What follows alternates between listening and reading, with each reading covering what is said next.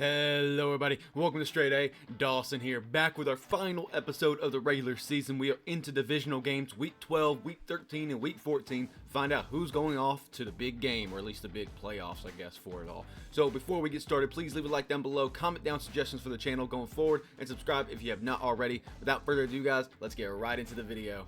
If you haven't watched any episode before this, you're going to be caught off guard about what's going on exactly, so go and catch up on these videos real quick before you go and watch this one. But basically, we are putting 11 or 12 of us into a Madden 24 fantasy football simulation, and we're going to see which team is doing the best. Essentially, I drafted against 11 other AIs, and I'm going to see whether my team's going to be better than the other 11 AIs. So we'll see. Other AIs too, because I'm an AI, obviously. So we're going to week 12 now, and we're going to catch you all up on all the records and stuff like that. But here are the matchups for the week. Remember, these are all divisional games, so these are pretty dang important. So at this point, boop, probably need to actually click the right button.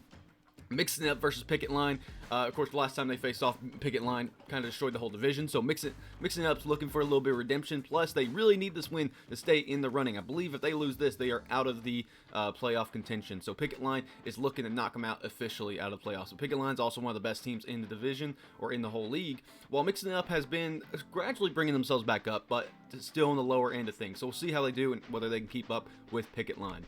Then we have Ominous versus Nakua Matata. I actually cannot remember exactly all the matchups and who won their last matchups, but we'll just go with it. But Ominous has been one of the best teams consistently throughout this whole league, while Nakua Matata has been explosive. They've been putting up 190 points, 180 points in a given week. Now, granted, they've had some bad weeks where they've put up like 80 or 90 points. So we'll see if they can keep up the momentum, but they really need to win this. They want to stay in contention, not only for the division, but possibly for a playoff wildcard spot. So we'll see. It's going to be a very interesting matchup here. Ominous has been consistently good, so can they keep the momentum going? So we'll see. Krispy Kreme versus Smile for the Kamara. Both this division's up for the taking. This is basically just a mini tournament for the next 3 weeks for this division. Krispy Kreme and Smile for the Kamara, along with How I Met Half Your Mother and Hooked on a Feeling, all have a 4-7 record. So anybody can claim the division at this point. It might just come down to the final week. So we'll see. This matchup's going to be pretty close. Krispy Kreme has been, one of the worst teams lately. So Smile for the Kamara does have a slight advantage there, but we'll see how it happens. Going to Addison Square Garden versus Baskin-Robbins. Addison Square Garden has been eliminated from contention. There's no question. They are no longer there for playoff contention anymore.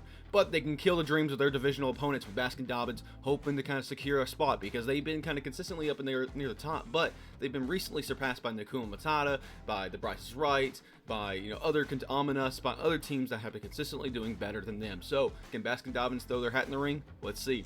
Then we got Kittle Big Town versus The Bryce is Right. Kittle Big Town has also been eliminated for contention officially. The Bryce is Right currently is in the wild card spot, so they are currently the worst team, or sorry, the best team of the non-divisional winners. So we'll see how it goes there, but they're still fighting for the division too. They can easily secure that #1 seed if they really win it out. But Kittle Big Town has been explosive from some time, but last couple weeks they've been really scrounging the bottom of the barrel. So we'll see what happens here. But Kittle Big Town's playing for some fun now. Then we have Hooked on a Feeling versus How I Met Half Your Mother. How I Met Half Your Mother went from a 2-7 record up to a 4-7 record and is now leading the division due to points for.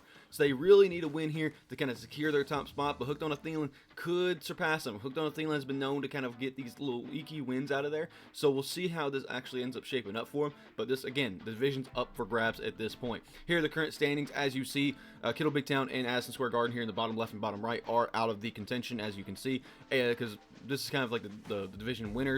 And if they have the same record, you go by points for. And right now, again, the Bryce is Right secures the #4 spot right now. But Nakua Matata and the Baskin-Robbins isn't just out of the running for even the wild card spot just yet. So we'll see how it kind of shapes up. But this is going to get really close. And as you see, Field Goal Fiends up for grabs completely. Who even knows? I mean, even the points for Krispy Kreme is probably out of the points for contention. But I mean, Hooked on a Feeling, 150 points isn't impossible. It's just unlikely at this point. So we'll see how this actually ends up shaping up for them. Here's the current playoff picture to kind of recap you all. On the bubble just basically means they're still in contention. Eliminated means they're not, and that's the current seedings, how they kind of proceed from there. And then here's Eliminator Challenge. Remember, the Bryce is Right has the Eliminator Trophy, so we're all good there. And we'll get to week 13 here in a little bit. There are no bye weeks in week 12, so we don't have to worry about that. It's time to jump straight into Madden to see how all the players shaped up. We're jumping into Madden. We're going to look on screen here that Odell Beckham is one of the newest injuries on the block. So Odell Beckham will be out for, let's see, is it week 14 now? Or sorry, week 12 now. So they'll basically be out until the end of the playoffs, for the fantasy playoffs. Alvin Kamara is still here for one more week. Still on the injury market for one more week. You got like people like Christian McCaffrey who's still hurt. Dallas Goedert. Jordan Addison's out for 2 weeks. So we'll see how that kind of shapes up for them. But there's a couple of different players. Samaje Perine, Austin Eckler out for a few weeks. So we'll kind of go from there. But that's all. Odell Beckham was the newest injury on the block here, and the most significant injury, of course, of the newest ones, of course. So here's how the news shaped up. So if you want to look on screen about any of the good news, I mean, it doesn't look like anything too big happened, but there you go. I mean, a little bit of little context. On screen, you'll see kind of the standings for the teams that don't have a bye week going into week 13, but just wanted to shape it up there. Looking at the schedule now, we'll kind of look at how the league points actually ended up shaping up for everybody. Commanders Cowboys is the most one-sided game I saw. But meanwhile, everybody else was decently close, or at least somewhat scoring-wise. So a bunch of teams did all right. You know, nothing too big there. We'll take a look at the playoff picture probably, but we'll take a look at that here in a minute. Looking at the stats and awards, in terms of the weekly rewards, nothing too crazy. But Dak Prescott and Josh Allen both did really, really good. So they put up some crazy points. A couple players also put up some good points too, other than QBs, but nothing too notable on the top of my head, to be honest with you. Going to the NFL league leaders, Dak Prescott, 27 touchdowns, 3 interceptions at this point in the semester. At this point in the league, pretty dang good. Josh Allen also doing well. Patrick Mahomes, Kirk Cousins, Aaron Rodgers, 23 touchdowns, 2 interceptions. That's pretty impressive. Let's see, Lamar Jackson with only 1 interception. That's pretty impressive too.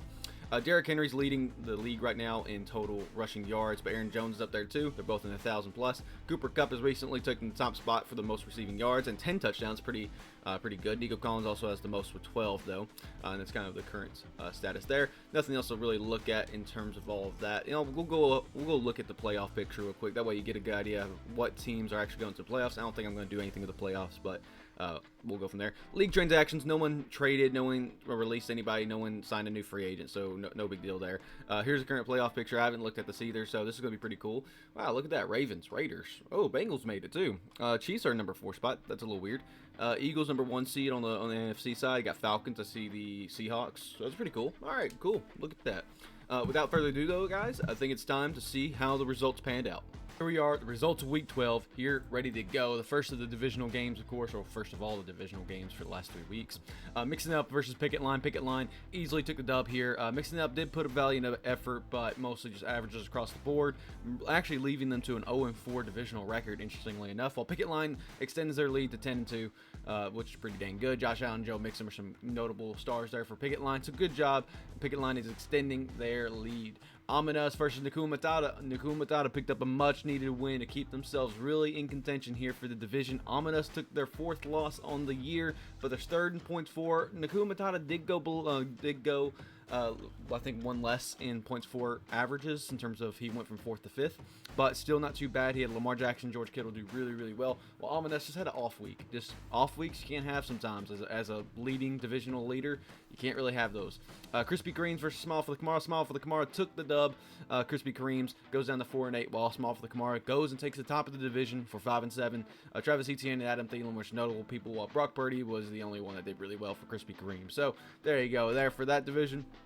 Madison Square Garden rubbed the salt in the wound of Baskin-Robbins, said, I'm going to make it harder for you to make the playoffs, because he had a stellar week, 151.2 points. Michael Gallup, Russell Wilson, DK Metcalf, Derrick Henry, all of them having 20-plus points, giving him 151.2 total. Madison Square Garden actually being 6th in points for, but still being one of the first eliminated in the playoff contention. Really sucks, but Baskin-Robbins goes down to 6-6, making his way to the playoffs. Going to be a lot harder. He didn't do bad though, 134.9 points. It's just that he faced off against the 2nd in points for this week. Patrick Mahomes, Chris Godwin, Aaron Jones, DeAndre Swift all did well, while Evan Ingram's the only notable not to do well. So unfortunately for Baskin-Robbins, that was a tough loss there. Well, Kittle Big Town gets destroyed by the Bryce is Right. The Bryce is Right has been awesome. We have been amazing in terms of points for. We keep on extending our lead for points for. We're 9-3 now, going and taking Kittle Big Town to 4-8. Anthony Richardson, Amon Ra, and Rashee Rice all got 20 plus, while Elijah Mitchell and Nico Collins were some notable people that didn't do too well for us. But Kittle Big Town's already been out of this playoff race, so no big deal there for them. Hooked on a Thielen, How I Met Your Mother. How I Met Your Mother had their off week. They've been doing well, but they finally took another big L here for the divisional matchup. Again, going down to 4-8 and going 0-4 in the division so far. Not a good sign for them. Hooked on a Feeling extends their record to 5-7. Nick Chubb and Jake Ferguson, did really well for them, but otherwise good to go across the board. How I Met Your Mother had Dak Prescott and Jalen Waddle do well, but everybody else did either below average or not very well, like Jonathan Taylor and Rashad White. So How I Met Your Mother still has contention, still could make the playoffs, but Hooked on a Feeling definitely kind of upped their stock instead of downgraded How I Met Your Mother. So we'll see, but we'll see how it kind of all shapes up. Extra Point Pirates is still in the same order because Picket Line still has that one win lead on Brother Bryce's right. Mixing it up in Kittle Big Town, both are now eliminated from playoff contention, so that division's only for the Extra Point Pirates is for Picket Line and the Bryce is Right, unfortunately for Mixing It Up and Kittle Big Town. Smile for the Kamara does take the top of the division, but Hooked on a Feeling's right behind them. Granted, it's going to take more probably in a win versus a loss because 100 points to make up in 2 games is a lot, while How I Met Your Mother desperately needs to get some wins here if they want to stay in the winnings here, while Krispy Kreme's is just hoping for a miracle because they are clinging on to like a very, very minute chance of them making it. Ominous takes the top of Safety Sally's, but man, Nakua Matata's right behind him. And points for, it's also about 90 points, so it's a little harder, but not impossible. While Baskin Dobbins is also hoping for a miracle at this point. They're not technically eliminated, but they are very dang close. Aston Square Garden has been eliminated from playoff contention, as we've stated before. This is the current playoff picture. The same case there. I think in different orderings on the bubble and eliminated because Aston Square Garden is number 10. Mixing it up enters the eliminated bubble with 11th. Well, everybody else is still fighting for playoff contention on the bubble. Again, the eliminator is pretty much obsolete at this point, but there you go. Going into week 13, we do have the second round of the divisionals for the latter half of the season. Mixing it up, facing the Bryce is Right. The Bryce is Right has been one of the most dominant forces in the league so far, while Mixing It Up has been struggling and is just playing for fun at this point. See if they can ruin the Bryce is Right's day, because a loss here for the Bryce is Right could put them into, contention against the wild card, So you never know what could happen. Kittle Big Town versus Picket Line. Again, Kittle Big Town's playing for fun, but Picket Line cracking their knuckles saying, all right, let's go. Let's gotta get this win because they win out. They have the number 1 seed pretty much, so they're good there. Krispy Kreme versus Hooked on a Feeling. Krispy Kreme is desperately trying to figure out a way into the playoffs. A win here is a necessity for them to win. Hooked on a Feeling needs to stay in that contention. That way, that maybe if Smile for the Kamara slips up, they can sneak in for that first place. This division's getting wild real quick. Baskin Dobbins versus Nakua Matata. Nakua Matata and Baskin Dobbins is a must-win for them. Obviously, every game is pretty much a must-win for them, must-win game. I just watched a clip with Aaron Rodgers saying World War II was the only must-win game, so good for them. But fair enough. Nakua Matata, though, to stay in the playoff contention and to actually win the division, needs to win here, while Baskin Dobbins also needs to win here because I think Baskin Dobbins actually will be eliminated if they lose here. So we'll see. While How I Met Your Mother versus Smile for the Kamara, both of them need to go head-to-head because honestly, I think a win here and a loss for Hooked on a Feeling puts How I Met Your Mother back in the first place. So let's see. I mean, How I Met Your Mother needs the win. Smile for the Kamara right now has all the cards, so let's see if they continue to have them. Ominous versus Addison Square Garden. Addison Square Garden, see if they can ruin Ominous's day, but maybe squeak in Nakua Matata into the win. So who knows? We'll see how it kind of shapes out. Again, here's the standings, playoff picture, eliminators, and all that good stuff. Let's get right into the bye weeks now. There's a lot of teams on bye weeks this week. On screen, you're going to see the Excel sheet with all the players that are on bye weeks, and we're going to see how they're going to affect each of the matchups. And this is an important week for these matchups to be really important for them. Excuse me. All right, mixing it up, we'll have DJ Moore and Justin Tucker gone, and the Giants defense gone, meaning Jake Moody for the kicker and Buccaneers defense as the sole points there. DJ Moore gone for the receivers, leaving kind of a couple, 5 receivers total for them to figure something out. Saquon being gone and Jordan Addison being gone for the Bryce is Right, leaving a little bit lighter of a running back room, but nothing too bad, and wide receiver room still pretty good. So the Bryce is Right's very minimally effective, while mixing up has less insurance for them. Picket Line is losing Josh Allen, meaning Deshaun Watson is going to help kind of keep their streak alive. So we'll see how Deshaun Watson does there. James Cook and Damian Harris are gone too. So I mean Joe Mixon, Miles Sanders, and Devon A-Chain and Deuce Vaughn will all kind of hold up the team in that regard. Well, Kittle Big Town's only lost Khalil Herbert. So granted, Christian McCaffrey's still hurt. So we'll see how they can keep up with Picket Line. We'll see. Honestly, Kittle Big Town, I wonder how well they could have done this whole season if Christian McCaffrey is putting up 20 points a week. So who knows? Krispy Kreme is losing Stephon Diggs, Darren Waller, Roshan Johnson, and Michael Mayer, meaning they do not have a tight end. Krispy Kreme's, granted, I think they're not. I guess they're not technically out of the playoffs, but they're pretty much out of the playoffs. That means they'll have one less position to help them out. Roshan Johnson, not that big of a deal, and Stephon Diggs, they still have a decent wide receiver room, so there's nothing too much to worry about there. Well, hooked on Thielen's losing Cole Kmet, leaving Jake Ferguson as the sole tight end there, and Devontae Adams is a big wide receiver gone, but they still again have a deep wide receiver room. Nakua Matata's losing Lamar Jackson, leaving Bryce Young as the only quarterback to help him out here. J.K. Dobbins, Ty Chandler, that's pretty big. So David Montgomery, Zeke, and Joshua Kelly will be the only running backs. I think Austin Eckler still hurt, so Joshua Kelly's still the main running back there, so that helps a lot. Tyler Bass is out. Will Lutz is the only kicker, I think, for the Broncos. Jacoby Myers and Gabe Davis are out for the receivers, leaving Tyreek Hill, Christian Wilson, Christian Kirk, or Garrett Wilson, Christian Kirk. So pretty good there, I'd say. So the Nakua Matata has a lot of good, a lot of bad. So we'll see how it kind of shapes up. Vikings defense is gone for the Baskin-Dobbins team. Lions are the only defense left. Dalton Kincaid's gone, leaving Evan Ingram, who I think is actually hurt. I don't know. I actually don't remember that one. I think he might be hurt. Jalen Hyatt's not that big of a loss for him, so that's not too big of a deal. So we'll see how that matchup actually shapes up. That's going to be an interesting one, especially some big implications in this one.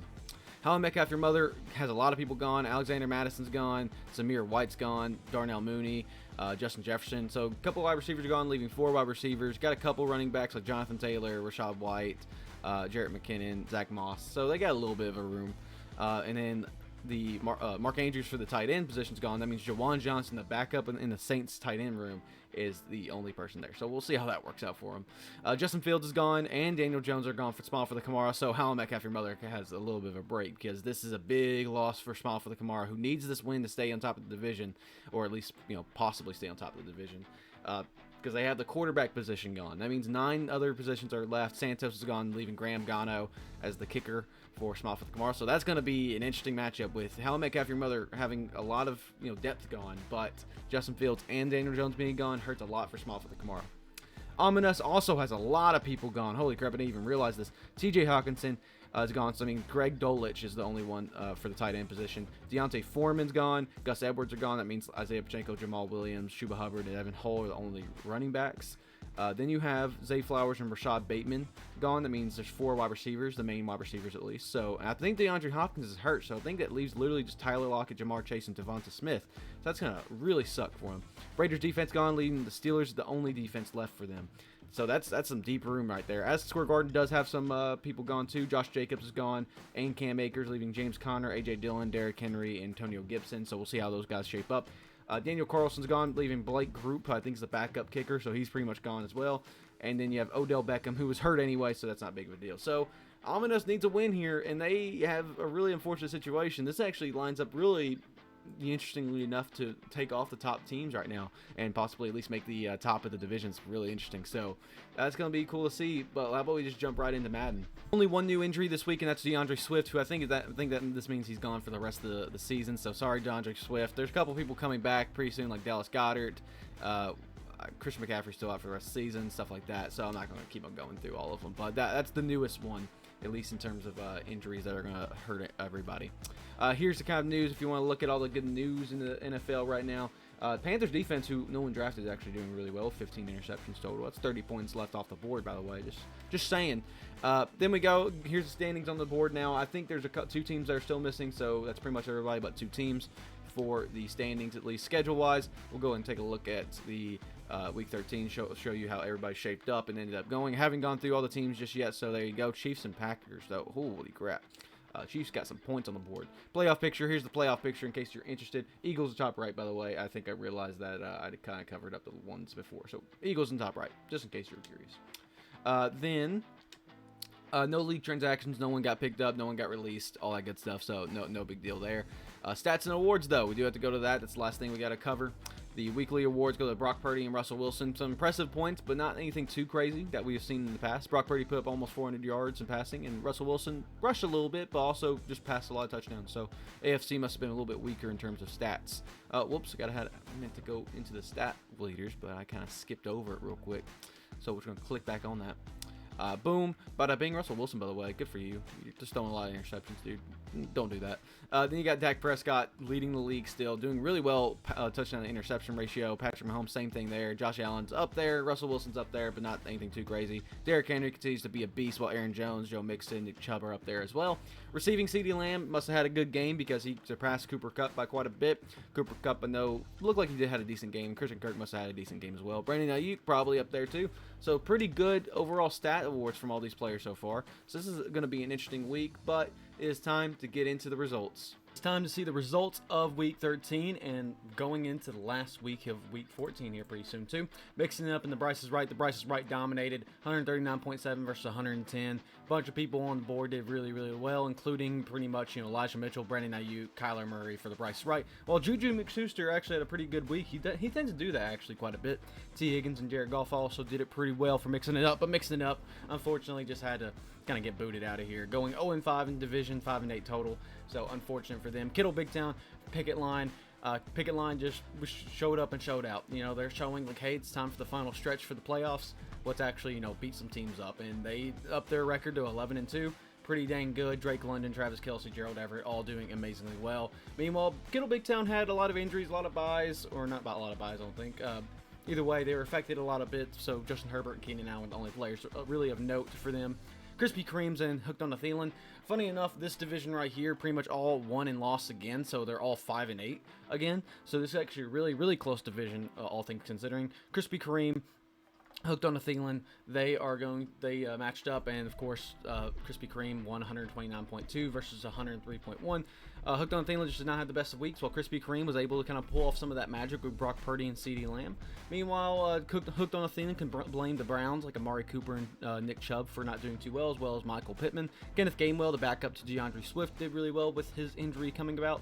So we'll see how this kind of shapes up in Week 14. But Baskin-Robbins, Nakua Matata. Baskin-Robbins went out and said, hey, you know what, Nakua and Matata, if I can't go make the playoffs, you can't make the playoffs. So they both just kind of split that off, and I don't believe either one of them can make the playoffs anymore. So unfortunate for them. But Patrick Mahomes put up 29.1 points. Everybody else kind of average except for Chris Godwin.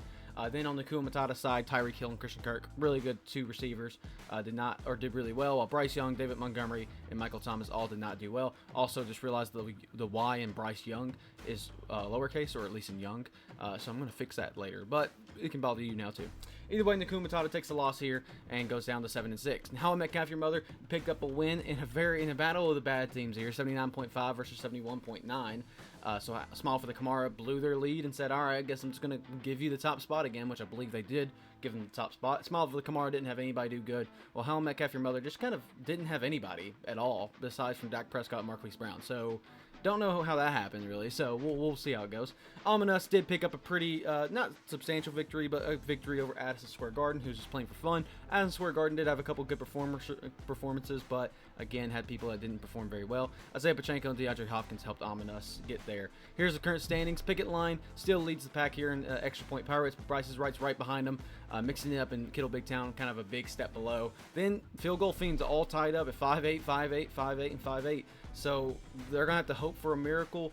I'm not too sure how Krispy Kreme gets in there. I think Krispy Kreme's technically the only one that can't win or can't go to the playoffs and represent them, but they technically still have a shot if they randomly hook on a Thielen wins, goes 6-8.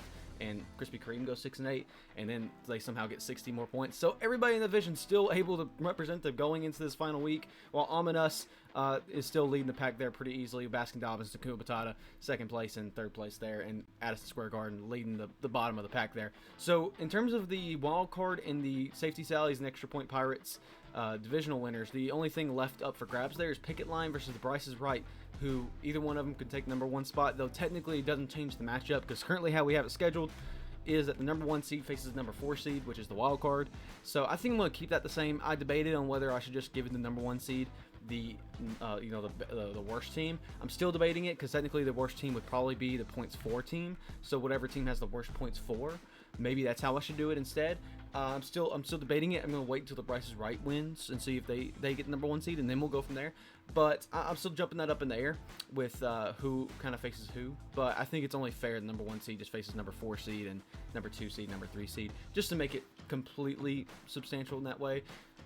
Just whatever, So this is the current playoff picture. On the bubbles, only the what division, the Field Goal Fiends division, while they eliminated all kind of subsided the bottom there. Though technically the seeding will change once these teams are eliminated, because I think their wins are going to be like pretty much bottom of the pack type deals. So we'll kind of get to make our own little playoff pictures for those teams here in the next week. So this will be really cool. Eliminator still the Bryce Wright's winner. So week 14, we have some big implications here. Mixing it up and Kittle Big Town playing for fun, but they're playing for also some pride here too. Picket line versus the Bryce's Right. This essentially is for the division, because if the Bryce's Right wins, they essentially have the division. But if the Picket line wins, they definitely have the division. So I mean, it's going to be up in there. So this is battle for the division in week 14. So this is really cool. Though, again, it really doesn't really matter unless I decide to do the How I Met Your Mother thing, or like the lowest in points for, which I guess makes sense, doesn't it? I guess that makes sense. So I should probably change it in that way. But I'm probably not anyway for this series, so whatever. Krispy Kreme versus How I Met Your Mother. Again, big implications in this division, so both need a win here. They want to stay alive, especially Krispy Kreme. The How I Met Your Mother pretty much wins, and as long as they have good points for, I think they represent. Aston Square Garden, Nakuma Matata fighting for fun. Baskin Dobbins and Ominous. And Baskin Dobbins just see if they can knock off Ominous's momentum a little bit, see what they can do in that regard. But pretty much Ominous is clear there. While Small for the Kamara and Hooked on a Theme, essentially both these teams have a good chance of representing, but one of them needs a win. Whoever wins here has a chance, depending on what happens in the other game. So we'll see what happens. But big implications here, playoff picture, all that the same. So I'm ready to see what the bye weeks are kind of laid out, and then see what happens in Madden, Bye weeks for this week really matters a lot for a lot of these implications, so we're going to see how they shape up. Commanders and Cardinals are the two teams gone in week 14. After this, there's no more bye weeks, so everybody else has all their bye weeks done. Mixing it up in Kittle Big Town, not affected at all, so good for them. Picket line, Bryce is right. Kyler Murray is gone, so Anthony Richardson is the sole quarterback for this week, so we'll see if that affects anything. Rondale Moore is also out, so it's a little bit less of a cushion for the receivers here for the Bryce is right. Krispy Kreme and How I Met Your Mother, Marquise Brown and Jahan Dotson are both gone. So, How I Met Your Mother has a little bit more of a disadvantage, but not by too much. So, we'll see how that goes. Aston Square Garden is definitely a decent disadvantage here, but unfortunately for both these teams, this game doesn't really matter for them. So, Commanders are gone, so Cowboys will be the sole one there. Dawson Knox is gone, so the Titans tight end will be the only one there. Antonio Gibson and James Conner are gone, so A.J. Dillon, Derrick Henry, Josh Jacobs, and Cam Akers are the running backs for him. Nakuma Matata not affected at all.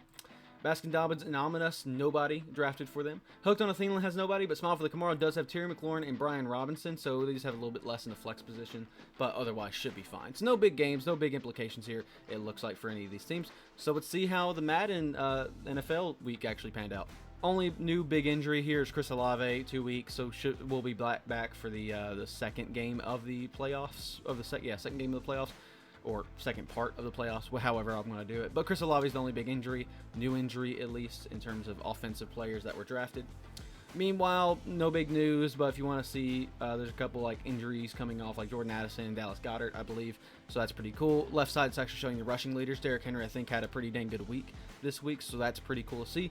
On screen now, you'll see the standings of all the teams if you want to kind of look at that right now. League transactions, nothing changed at all. Stats and awards, no actually crazy player in the quarterbacks. I mean, Patrick Mahomes did well, and Dak Prescott did well as well, but not anything too exciting. In terms of stats, don't think anything but Derrick Henry really changed. Dak Prescott still doing well.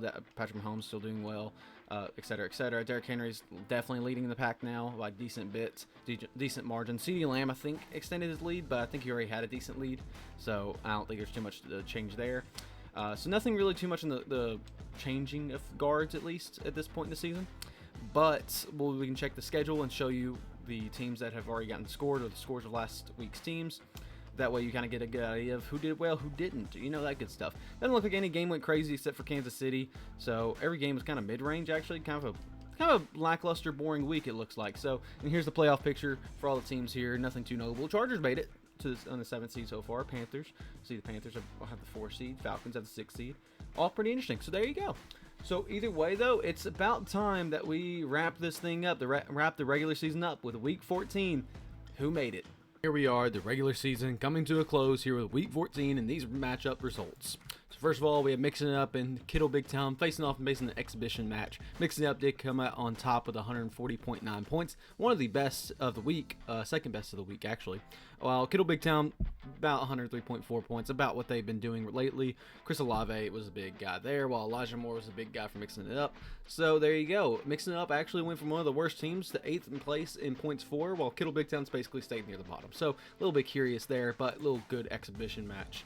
In one of the best matches of the week, though, first and third points for, and first and second on the on total points for, faced off, and the Bryce is Right came up on top this time, 1-1 against Picket Line, who beat the Bryce is Right earlier this season. Brandon Ayuk, Anthony Richardson, Rashee Rice, and a bunch of other players helped out with the Bryce is Right, while Picket Line had Travis Kelce, Josh Allen, Tyler Boyd. It came super close. Kickers and defenses even came into big play this time. But the Bryce is Right did come out on top, meaning the number 1 seed of the whole league is the Bryce is Right, thanks to that big win, and Picket Line's fall to Bryce is Right this week. So we'll go over all that stuff here in a second. But next up, Krispy Kreme versus How I Met Your Mother. Must wins for both these teams, but How I Met Your Mother came out on top, 121.6 points, while Krispy Kreme's was just low 100s, unfortunately for them. Dak Prescott, Justin Jefferson, Rashad White did well for How I Met Your Mother, while Mark Andrews fell a little short.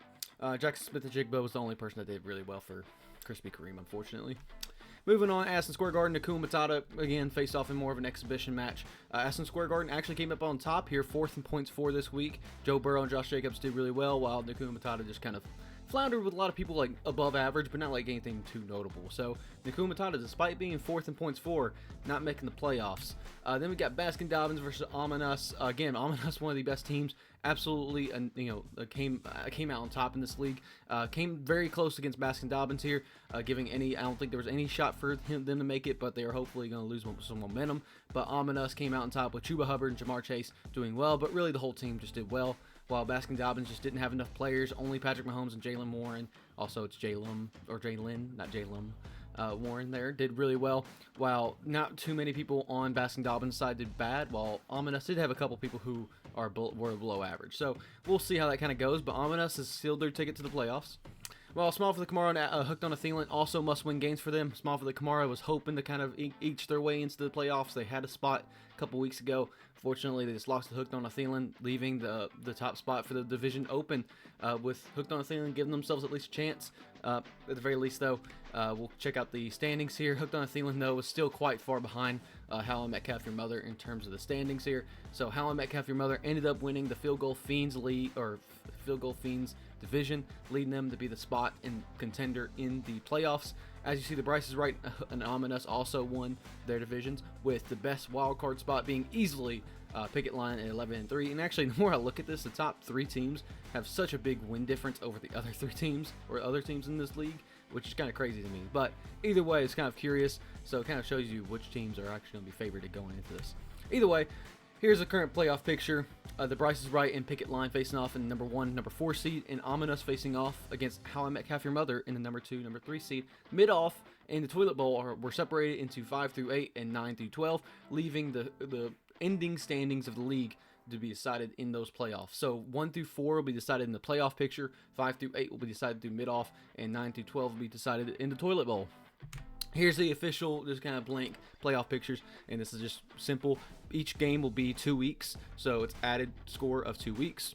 And then we have mid-off, Nakua Matata versus Mixing It Up. Mixing It Up, after not doing too well this whole league, has finally inched their way up to the 8th spot. Baskin Dobbins and Aston Square Garden also facing off pretty much the whole division, a whole Safety Sally's division pretty much. Then we have Toilet Bowl, Hooked on Thielen facing off against Kittle Big Town, who is the number 12 seed.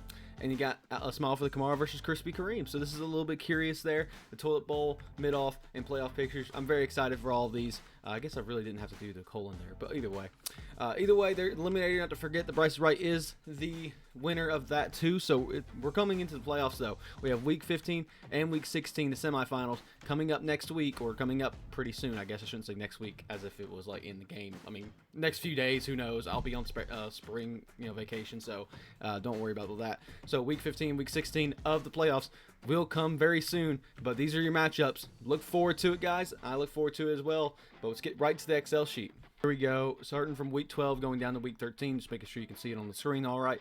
Here's all the Excel sheets and how it all panned out. If you want to check my work, see how you did, if you're playing along somehow or something along those lines, There you go. Here's all the matchups, how all the players that were drafted did. Boom, bada, bing. Actually, there you go. I actually make sure you see all of them this time. Boom, bada, bing. Week 13. Here you go.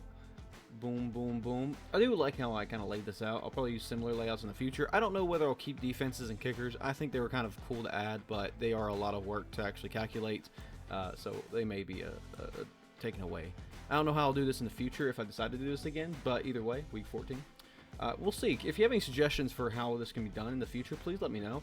I'm always open to suggestions and how these series can kind of go. But there you go. Make sure you get Smile for the Kamara. So there you go. So next week, I'll have all these printed out, week 15, week 16, on the Excel sheets printed out for the actual playoffs. I'm very excited about how this will go. So thank you guys for watching. StraightA Dawson is out. See you guys later, guys.